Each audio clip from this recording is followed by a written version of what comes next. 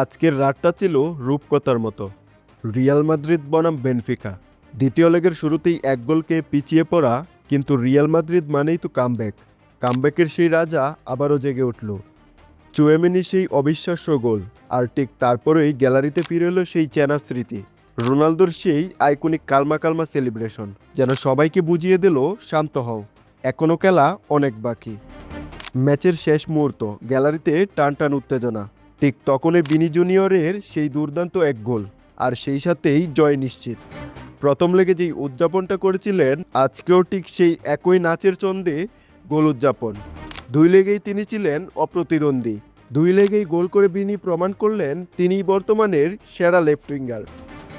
একদিকে যখন ব্রাজিলের জয় জয়কার, অন্যদিকে আর্জেন্টাইন ডিফেন্ডার উতামেন্দির অবস্থা ছিল করুণ।